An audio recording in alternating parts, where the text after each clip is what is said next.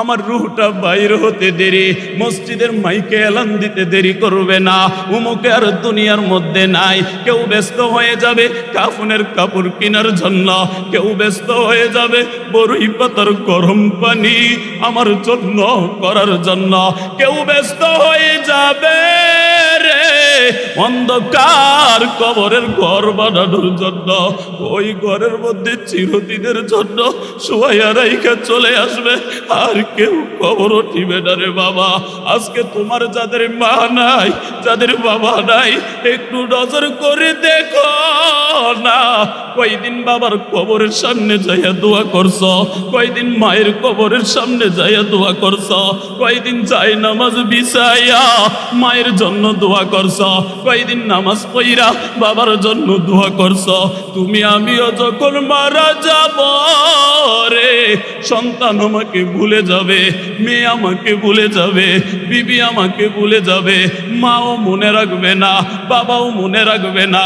ওই কবরে তোমাকে আমাকে রাইখা চলে আসবে, আর ব্যস্ততার কারণে কেউ কবরেও যাবে না। ওই কবরের সুহালের জবাব আমার জবাব আমারই দিতে হবে, আমার সঙ্গে কেউ হবে না। এমন বাগান সাজাইয়া যাও, যেই বাগান সাজাইলে দুনিয়ার মধ্যে সন্তান যদি দোয়াও না করে, কবরের মধ্যে তোমার আমার সদকায়ে জারিয়া যাইতে থাকবে। ও দুনিয়ার মুসলমান, যখন আল্লাহ বলে বান্দা একদিন তোমাদেরকে আমি হাজির করব, একদিন তোমাদেরকে হাজির করব, ওই হাজিরের দিন আমি আল্লাহ হব একমাত্র বিচারক। আল্লাহ তাআলা দুনিয়ার মধ্যে আমাদেরকে বড় দামি করে পাঠাইছেন। আল্লাহ বলে আমি আমার বান্দাকে দুনিয়ার কোনো কাজের জন্য বানাই নাই, একমাত্র আমি আমার রবের জন্য বানাইছি। আল্লাহ তাআলা কোরআনের মধ্যে বলে ওয়ামা খালাকতুল জিন্না ওয়াল ইনসা ইল্লা লিয়াবুদুন, আমি মানুষ এবং জিনকে একমাত্র আমি আল্লাহর ইবাদত করার জন্য বানাইছি। তো আল্লাহ আমাদেরকে কি করার জন্য বানাইছে? ইবাদত করার জন্য। তো আল্লাহ আমাদেরকে এমন দামি করে বানাইছেন, আমাদেরকে আল্লাহ তাআলা বানাইতে যাইয়া আল্লাহর কুদরতি হাতরা বান্দার উপরে ব্যবহার করছে। আর আল্লাহ দুনিয়ার যা কিছু আল্লাহ সৃষ্টি করছে কিচ্ছুর মধ্যে আল্লাহর কুদরতি হাত লাগাইবে, শুধু বান্দাকে বানাইতে যাইয়া আল্লাহর কুদরতি হাতটা লাগাইছে। কারণ আল্লাহ বলে আমি আমার বান্দাকে বানাইছি আমার জন্য, আর তামাম দুনিয়া আমি আল্লাহ বানাইছি আমার বান্দার জন্য। তো আল্লাহ দুনিয়ার সমস্ত কিছু আমাদের জন্য বানাইছেন, আর আমাদেরকে বানাইছে কার জন্য? কথা বলেন না, কার জন্য? তা আল্লাহর জন্য আমাদেরকে বানাইলে আল্লাহর ইবাদত করার প্রস্তুত আছেনি আমরা? আমরা ঈমানওয়ালা মুসলমান হতে চাই তো ইনশাআল্লাহ। দোকানে বসে থাইকা, রাস্তায় আড্ডা দিয়া, বাড়ির মধ্যে বসে থাইকা আল্লাহ খাঁটি মুমিন হিসেবে আমাদের সকলকে কবুল করুন। সকলে বলেন আমিন। আল্লাহ যারা এখনো ঘরে বসে আছে, দোকানে বসে আছে, সকলকে জান্নাতের বাগানে আসবার তৌফিক দান করুন। সকলে বলেন আমিন। আল্লাহ তাআলা কুরআনের মধ্যে বলে আল্লাযী খালাকাল মাউতা ওয়াল হায়াতা লিয়াবলুয়াকুম আইয়ুকুম আহসানু আমালা। আল্লাহ তাআলা বলে মৃত্যু এবং হায়াত একমাত্র আল্লাহর কাছে। কার কাছে? আমাদের হায়াত এবং মরণ কার হাতে? আমরা কেউ বলতে পারবো কখন মারা যাব? বলতে পারবেন? তো হায়াতের মালিক একমাত্র আল্লাহ। যখন আপনার আমার হায়াত ফুরাইয়া যাবে, কখন চলে যাব টেরও পাবো না। টের পাবো? তো হায়াত থাকতে হায়াতের মূল্যায়ন করা, ঠিক কিনা? হায়াত থাকতে হায়াতের কদর করা, সময় থাকতে সময়ের কদর করা। আর সময় হারাইয়া গেলে সময়ের কদর করলে লাভ আছে? আফসোস করলে লাভ আছে? না সময় থাকতে সময়ের মূল্যায়ন করলে লাভ আছে? আল্লাহ তাআলা বলে বান্দা দুনিয়ার হায়াত আমি আমার বান্দাদেরকে দুনিয়ার মধ্যে পাঠাইছি। আমার বান্দা দুনিয়ার মধ্যে, আমার বান্দার পুরা হায়াতরা আমি আল্লাহ পরীক্ষার জন্য দিছি রে। আমার বান্দা দুনিয়ার মধ্যে যতদিন থাকবে আমার বান্দা পরীক্ষার্থী হিসেবে থাকবে। আমরা দুনিয়ার মধ্যে কি কথা বলেন না, পরীক্ষার্থী। আমরা কি? আল্লাহ তাআলা বলে, বান্দা তোমাদেরকে পরীক্ষার্থী বানাইয়া দুনিয়ার মধ্যে পাঠাইছি। ও বান্দা, দুনিয়ার মধ্যে তুমি চাইলে গুনাহ করতে পারবা, নেক কাজ করতে পারবা, আমি আল্লাহ বাধা দিব না। আমি আল্লাহ তোমাদেরকে পথ দেখাই দিছি। কোরআনের মাধ্যমে আমি আল্লাহ তোমাদেরকে পথ দেখাইছি। আমার হাবিবের মাধ্যমে আমি আল্লাহ তোমাদেরকে পথ দেখাইছি। আলেম ওলামারা তোমাদেরকে বোঝায় রে, আলেম ওলামাদের বোঝানোর মাধ্যমে তোমাদেরকে সঠিক পথ দেখায়, মাহফিলের মাধ্যমে সঠিক পথ দেখায়, মসজিদের মিম্বরে বসে সঠিক পথ দেখায়।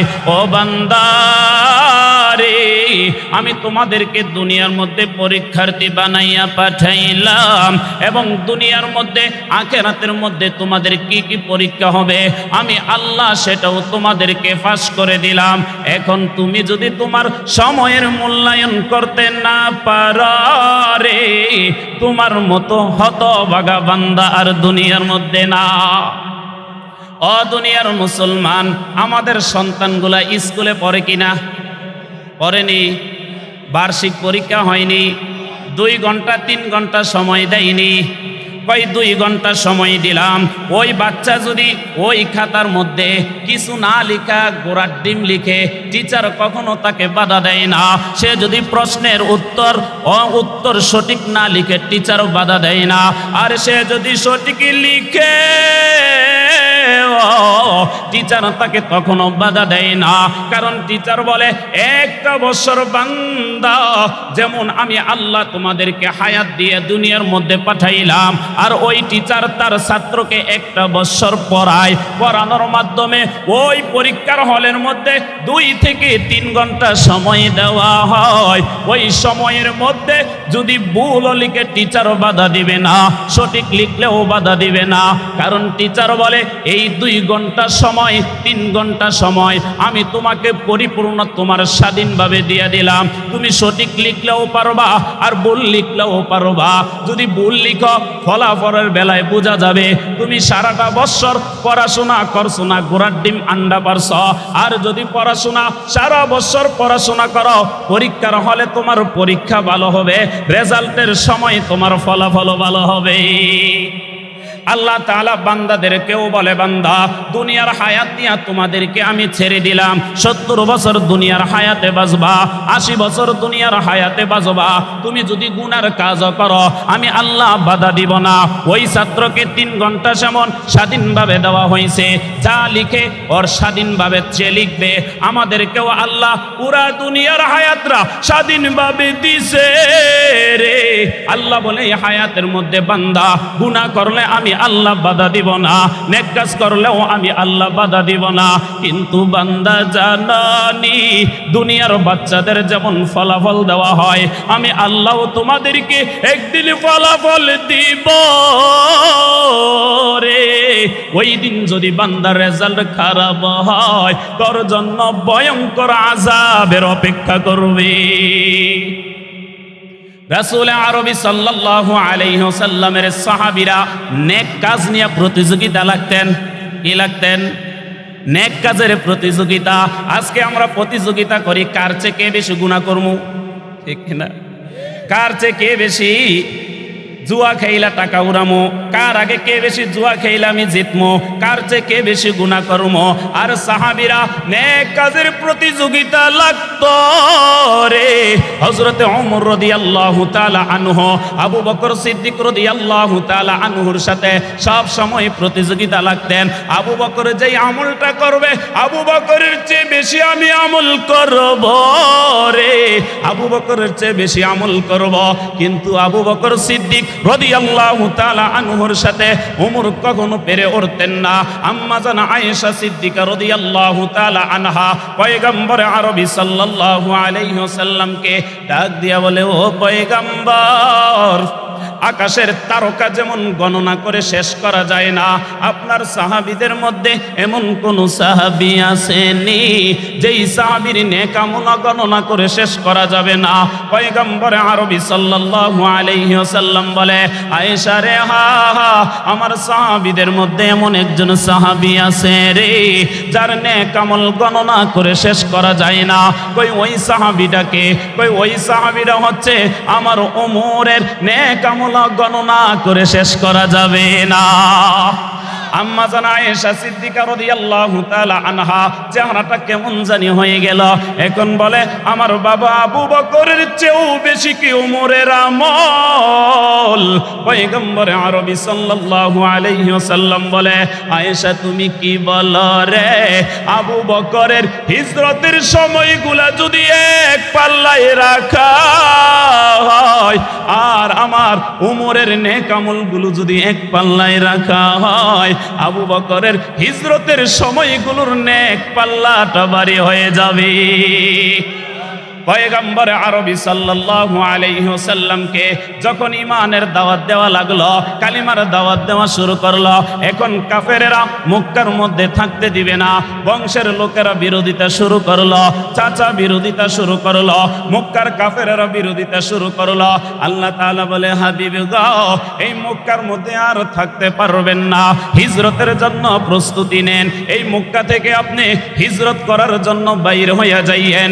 আবু বকর পয়গম্বর ডাক দিয়া বলে, আবু বকর রে, ও আবু বকর, আমি হিজরতে চলে যাব। আমার চাচা আমাকে মারার জন্য ব্যস্ত হয়ে গেছে, আমার বংশের লোকেরা আমাকে আঘাত করার জন্য ব্যস্ত হয়ে গেছে, আমাকে মক্কার মধ্যে তারা থাকতে দিবে না, আমি হিজরতে বাইর হয়ে যাব। হিজরতের সঙ্গী রে আবু বকর, তুই ছাড়া আর কেউ আমার হিজরতের সঙ্গী হবে না। পয়গম্বর আরবি সাল্লাল্লাহু আলাইহি ওয়াসাল্লাম আবু বকরকে সাথে নিয়ে হিজরতে রওনা দিবেন 6 মাস পর। কয় মাস পর? 6 মাস পরে হিজরতের জন্য বাইর হইয়া যায়। নবী বাইর হইয়া বারবার মক্কার দিকে ফিরে তাকায়, বারবার জন্মভূমির মায়ায় ফিরে তাকায়, বারবার চোখটা মক্কার দিকে ফিরা। নবী জর জর করে চোখের পানিগুলো ফেলে দেয় আর বলে, এ মক্কা রে, তোকে ছেড়ে যাইতে আমার মনে চায় না, তোর কাছ থেকে যাইতে আমার মনে চায় না। আমার বংশের লোকেরা আমাকে থাকতে দিবে না, আমার কাফেরেরা আমাকে মক্কার মধ্যে থাকতে দিবে না। সেই কারণে আমি মক্কা থেকে হিজরত করার জন্য বাইর হয়ে গেলাম। আবু বকরের দরজার সামনে যাইয়া আস্তে আবু বকরকে ডাক দেই, আবু বকর রে। পয়গম্বর আরবি সাল্লাল্লাহু আলাইহি ওয়াসাল্লাম ডাক দিতে দেরি, আবু বকর দরজা খুলতে দেরি না। পয়গম্বর আরবি সাল্লাল্লাহু আলাইহি ওয়াসাল্লাম বলে, ও আবু বকর, তুই কি রাতের বেলা ঘুমাস না? আমি আস্তে ডাক দিতে দেরি, দরজা খুলতে দেরি করলি না। পয়গম্বর আরবি সাল্লাল্লাহু আলাইহি ওয়াসাল্লাম যখন এই কথা বলল রে, আবু বকর জর জর করে চোখের পানিগুলো ফেলে দেয়। ফেলে দিয়া বলে, নবী গো, 6 মাস আগে আপনি আমাকে বলছিলেন হিজরতে নিয়ে যাইবেন, এই 6 মাসে একদিনও আমি বিছানার মধ্যে মাথা লাগাই নাই। আমি আবু বকর এই 6 মাসে একদিনও ঘুমাই নাই। সারাটা রাত্র আবু বকর দরজার সামনে কানটা লাগায়া, ওই কানটা লাগাইয়া 6 মাস রাত্রেবেলা দাঁড়াইয়া থাকতাম, কখন জানি আমার নবী আইসা আমি আবু বকরকে আবু বকর বলে ডাক দিবে, আর আমি আবু বকর ঘুমাবো। ওই দিক দিয়ে মক্কার কাফেরেরা আমার হাবিবের উপরে আঘাত করবে। না না, আমি আবু বকর সহ্য করতে পারবো না। ও পয়গম্বর, এই 6 মাস আমি ঘুমাই নাই। আমি সারাটা রাত্র দরজার মধ্যে আমার কানটা লাগাইয়া আপনার ডাকের অপেক্ষায় ছিলাম গো পয়গম্বর। পয়গম্বর এই কথা শুই না আবু বকরের জন্য দোয়া করে, আল্লাহ আমার আবু বকরকে আমার সাথে জান্নাতে রেখো। ও ও দুনিয়ার মুসলমান, আবু বকরের মতো যদি আমরাও আদর্শ উম্মত হইতে পারি, আবু বকরের মতো যদি আমরাও নবীকে মহাব্বত করতে পারি, আবু বকরের মতো যদি আমরাও দ্বীনের উপরে থাকতে পারি রে, হাসরের ময়দানে পয়গম্বর আমাদেরকে ফেলাইয়া জান্নাতে যাবে না। আবু বকরকে নিয়ে নবী হিজরতে বাইর হইয়া গেলেন। রাস্তার মধ্যে আবু বকর একবার ডানে দৌড়ায়, একবার বামে দৌড়ায়, একবার সামনে দৌড়ায়, একবার পিছনে দৌড়ায়। পয়গম্বর বলে, কি রে আবু বকর, এইভাবে দৌড়াস কেন? আবু বকর বলেন, নবী গো, আমার ভয় হয় ডান দিক দিয়ে মক্কার কাফেররা আপনাকে তীর মারবে, বাম দিক দিয়ে আপনাকে তীর মারবে, সামনে পিছনে তীর মারবে, সেই কারণে আমি আবু বকর দৌড়াই। আমার শরীরের মধ্যে তীর লাগবে, তবু আমার পয়গম্বরের শরীরের মধ্যে যেন তীর না লাগে। পয়গম্বর যাইয়া ক্লান্ত শরীর নিয়ে আবু বকরকে বলে, আবু বকর রে, ও আবু বকর, আমার শরীরটা ক্লান্ত হয়ে গেছে, বিশ্রামের প্রয়োজন। একটা গুহার সামনে আবু বকর বলেন, নবী গো, ওই গুহার ভিতরে চলেন না, আমরা বিশ্রাম নেই। ওই গুহার ভিতরে নবীকে দাঁড় করা। আবু বকর গুহার ভিতরে গেছে গুহাটা দেখার জন্য। গুহার ভিতরে যাইয়া দেখে ছিদ্রের অভাব নাই। আবু বকরের বুঝতে বাকি নাই এই ছিদ্রগুলার ভিতরে সাপ থাকতে পারে। আবু বকরের গায়ের চাদরটা ছিঁড়ে ছিঁড়ে ওই গুহার ভিতরে ঢুকাইতে লাগলো।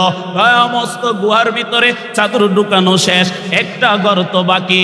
ওই গর্তের ভিতরে ঢুকানোর জন্য কোনো চাদর নাই।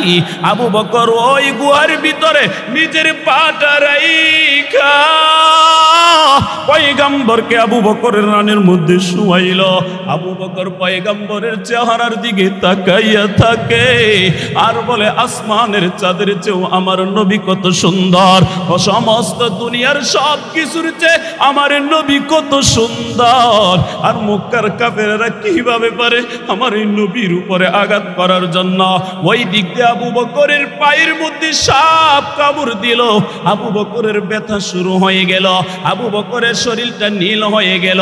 আবু বকর নবীকে ডাক দেয় না, আমার নবী এত আরাম করে ঘুমাইতেছে, আমি একটু ব্যথার যন্ত্রণায় আমার নবীকে ডাক দিব না। না, আবু বকর ডাক দেয় না। ব্যথার কারণে আবু বকরের শরীর নীল হয়ে গেছে, চোখ দিয়া টপ টপ করে পানি পড়া শুরু করলো। পয়গম্বর আরবি সাল্লাল্লাহু আলাইহি ওয়াসাল্লামের চেহারা মুবারকে কয়েক ফোঁটা পানি পড়ে গেল। পয়গম্বরের ঘুম ভাইগা গেছে। এখন পয়গম্বর তাকাইয়া দেখে আবু বকর কথা বলতে পারে না, আবু বকরের চেহারাটা নীল হয়ে গেছে। পায়ের দিকে তাকাইয়া দেখে সাপের কামড়ে। পয়গম্বর থুতু মুবারক নিয়া আবু বকরের পায়ের মধ্যে লাগাইয়া দেবার সাথে সাথে সাপের বিষ পানি হয়ে গেছে। এমন নবীর উম্মত হইছি রে ভাই। খাঁটি আদর্শবান উম্মত যদি হইতে পারি, নবীর খাঁটি আশিক যদি হইতে পারি, তাহলে তোমার আমার নবী রহমাতুল লিল আলামিন জান্নাতে আমাদেরকে ফেলাইয়া যাবে না। আরে ওই আবু বকর কে আল্লাহ দুনিয়ার মধ্যে জান্নাতের সার্টিফিকেট দিছে। কি দিছে? জান্নাতের সার্টিফিকেট দিছে। হযরত ওমর রাদিয়াল্লাহু তাআলা আনহুকে জান্নাতের সার্টিফিকেট দিছে। জান্নাতের সার্টিফিকেট পাইয়াও নেক আমলের প্রতিযোগিতা লাগতো। কি করত? আমরা করিনি। আবু বকরের সাথে ওমর কখনো নেক আমল করে পেরে ওঠে না। পয়গম্বর আরবি সাল্লাল্লাহু আলাইহি ওয়াসাল্লাম একদিন যুদ্ধের ময়দানের জন্য সমস্ত সাহাবীদেরকে বললেন, যুদ্ধের ময়দানে যাব, তোমাদের যার যার যা সামর্থ্য আছে দাও, জমা দাও। সমস্ত সাহাবীরা জমা দেওয়ার জন্য বাড়িতে রওনা দিলেন। ওমর এখন মুচকি মুচকি হাসেন, কয় সারা জীবনে আবু বকরের সাথে নেক আমল করে পারি নাই, আজকে আবু বকরের চেয়ে বেশি আমি দান করব, কারণ আবু বকর দান করতে করতে সব শেষ করে ফেলছে। এখন আমি ওমরের কাছে কিছু আছে। ওমর হযরত ওসমান রাদিয়াল্লাহু তাআলা আনহু তার সম্পদ থেকে নিয়ে আসলেন। পয়গম্বর আরবি সাল্লাল্লাহু আলাইহি ওয়াসাল্লাম প্রশ্ন করলেন, হে ওসমান, তোমার সম্পদ থেকে কতটুকু নিয়ে আসছো? কয় নবী 25% আমি নিয়ে আসছি। ওমর আসলেন, ওমরকে প্রশ্ন করলেন, হে ওমর, তোমার সম্পদ থেকে কতটুকু নিয়ে আসছ? ওমর রাদিয়াল্লাহু তাআলা আনহু বলে, আমার সম্পদ থেকে আমি 50% নিয়ে আসছি, আর 50% বাড়িতে রেখে আসছি। যখন আবু বকর এই ছোট একটা পোটলা নিয়ে নবীর সামনে আসলো, প্রশ্নটা মনে রাখবেন, হযরত ওসমান রাদিয়াল্লাহু তাআলা আনহুকে প্রশ্ন করছেন, তোমার সম্পদ থেকে কতটুকু নিয়ে আসছ? ওমর রাদিয়াল্লাহু তাআলা আনহুকে প্রশ্ন করছেন, তোমার সম্পদ থেকে কতটুকু নিয়ে আসছ? এখন যখন ওই ছোট একটা পোটলা নিয়া হযরতে আবু বকর সিদ্দিক রাদিয়াল্লাহু তাআলা আনহু আসলেন, আবু বকর সিদ্দিক রাদিয়াল্লাহু তাআলা আনহুকে একটু ঘুরাইয়া নবী প্রশ্ন করলেন, হে আবু বকর, তুমি তোমার ঘরের মধ্যে কি রেখে আসছ? ওমর চিৎকার মাইরা বলে, আজকেও আমি আবু বকরের সাথে পারবো না, কারণ আমার নবীর প্রশ্নের ধরন ভিন্ন হয়ে গেছে। আমি ওমরকে প্রশ্ন করছে কি রাইখা, আমি কি নিয়ে আসছি সম্পদ থেকে, আর আবু বকরকে প্রশ্ন করছে ঘরের মধ্যে কি রেখে আসছ? আবু বকর সিদ্দিক রাদিয়াল্লাহু তাআলা আনহু বলে, ও পয়গম্বর গো, আমার ঘরের মধ্যে আল্লাহ এবং রাসূলকে রাইখা আসি, আর কিছু রাইখা আসি না। ও পয়গম্বর, আমার ঘরের মধ্যে খেজুরের পাতার বেড়া, ওই খেজুরের পাতার বেড়াগুলা হাতে থাপড়াইয়া থাপড়াইয়া যেইখানে সুই ছিল সুই, আমি ওই সুইটাও থাপড়াইয়া থাপড়াইয়া জমা কইরা আপনার কাছে নিয়ে আসছি। আরে আবু বকর জান্নাতের সার্টিফিকেট পাইয়া সমস্ত সম্পদ নবীর পায়ের নিচে ফেলাইয়া দিলেন। কারণ পয়গম্বর এর কাছে কেন দিলেন আবু বকর জানে রে। আরে যেই সাহাবী সার্টিফিকেট জান্নাতের পাইছে রে, ওই আবু বকর একদিন কবরের সামনে যাইয়া হাউমাউ করে কান্না করা শুরু করে দিল। আবু বকরের কান্না দেখা পাশের বাড়ির লোকজন জমা হয়ে গেছে। হে আবু বকর, তুমি এমন ভাবে কান্না করো কেন? আবু বকর সিদ্দিক রাদিয়াল্লাহু তাআলা আনহু বলে, এ আমার ভাই, এই কবরের মধ্যে আমার সাথে কত বন্ধু ছিল, যুদ্ধের ময়দানে একসাথে কাটাইছি, মসজিদের মধ্যে কত বন্ধু ছিল, একসাথে নামাজ পড়ছি, আজকে তারা এই কবরে শোয়া রে। আমি আবু বকর কোন দিন জানি এই কবরের যাত্রী হয়ে যাই। দুনিয়ার সম্পদ আমার কাজে আসবে না, দুনিয়ার সন্তান আমার কাজে আসবে না, আমার মেয়ে আমার কাজে আসবে না, আমার ভাই আমার কাজে আসবে না, আমি ওই কবরের যাত্রী হয়ে যাব রে। আমি আবু বকরের সঙ্গী কেউ হবে না, আমি আবু বকর কবরের মধ্যে একা একা থাকব। আল্লাহ তাআলা বলে, যখন তোমার মরণ চলে আসবে, মরণ থেকে কেউ পলায়ন করতে পারবা না। মরণ যখন তোমার জন্য নির্ধারিত, দুনিয়ার কোনো সম্পদ মরণকে আটকাইতে পারবে না। ও দুনিয়ার মুসলমান, একটু চক্ষু দুইটা বন্ধ করে ভাবো না, চোখের সামনে বাবা শোয়া, চোখের সামনে বাবাকে শোয়াইয়া রাখছ, চোখের সামনে মাকে শোয়াইয়া রাখছ, রূহটা কোন দিক দা বাইর হয়ে গেল টেরো পাইলা না। সন্তানের রানের মধ্যে বাইর মাথাটা লাগায়া, সন্তানের রানের মধ্যে মা সন্তানের রানের উপরে মাথাটা লাগায়া সন্তানের চেহারার দিকে তাকাইয়া আছে। কোন দিক দিয়ে জানি রুটা বাইর হয়ে গেল, সন্তান টেরো পাও নাই। কোন দিক দিয়ে জানি মালাকুল মাউত আইসা তোমার মার রুটা বাইর হয়ে গেল, টেরো পাইলা না। ও ভাই, তুমি আমি ভাবি আমিও দুনিয়ার মধ্যে থাকবো না, না কখন জানি আমার মালাকুল মাউত আমার সামনে হাজির হয়ে যায়। যখন তোমার আমার রূহটা বাহির করে দিয়া যাবে, আরামের দামি খাট, আরামের বিছানার মধ্যে 1 মিনিটও রাখবে না, সাথে সাথে নিচে নামাইয়া দিবে। ওই মসজিদের বারান্দা 4 পায়ের পালকিটা নিয়ে আসবে, ওই পালকির মধ্যে উঠাইয়া দিবে।